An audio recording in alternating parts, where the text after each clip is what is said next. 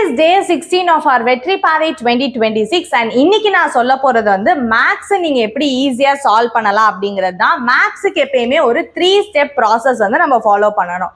First என்ன பண்ணணும் அப்படின்னா அதோட கான்செப்ட். இப்போ நிறைய பேர் பண்ற மிஸ்டேக்கு டைரக்டா சம்ஸை போடுறது தான். இப்போ ஒரு எக்ஸசைஸ் எடுக்கிறீங்கன்னா அதுல என்ன கான்செப்ட் இருக்கு, என்ன அல்காரிதம், தட் இஸ் என்னென்ன ஸ்டெப்ஸ் ஃபாலோ பண்ணணுங்கிறத ஃபர்ஸ்ட் அண்டர்ஸ்டாண்ட் பண்ணிட்டு சம்ஸ்க்கு போங்க. What is relation, what is function தெரிஞ்சாதான் அந்த சம்ஸ் உங்களால ஈஸியா போட முடியும். அண்ட் மோர் ஓவர் இப்பெல்லாம் கேட்கக்கூடிய competency paste questions, application paste questions எல்லாம் நீங்க சால்வ் பண்ணணும்னு நினைச்சீங்கன்னா this is the proper method. ஓகேவா? ஸோ என்சிஆர்டியவே நீங்க இந்த மெத்தட்ல போடும் போது தான் நெக்ஸ்ட் பிவைக்கு உங்களுக்கு ஈஸியா இருக்கும்.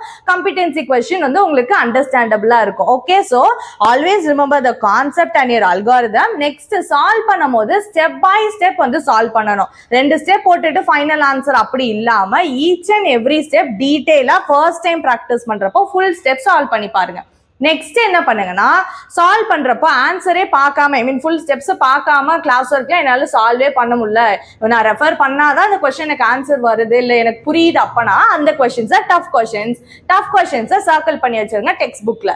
நெக்ஸ்ட் டைம் நீங்க அந்த எக்ஸசைஸோ லெசனோ படிக்கிறப்போ அந்த டஃபா இருக்குள்ள கொஸ்டின்ஸ் அதை மட்டும் நம்ம ஃபர்ஸ்ட் வந்து ரிவைஸ் பண்ணிட்டு நல்லா வந்து போட்டு பார்த்துட்டு remaining just once go through பண்ணிக்கலாம். அப்பதான் அவ்வளோ கொஸ்டின்ஸ் இருக்கு மேக்ஸ்ல, அதை நீங்க ஷார்ட் டைம்ல வந்து ப்ராப்பரா efficientா படிக்கணும்னு நினைச்சீங்கன்னா this is the right way to go. So always remember, maths is not tough. The way we study maths is always wrong. So அந்த mistakes correct பண்ணிட்டீங்கன்னா maths வந்து ரொம்பவே ஈஸியா and efficientா உங்களால முடிக்க முடியும்.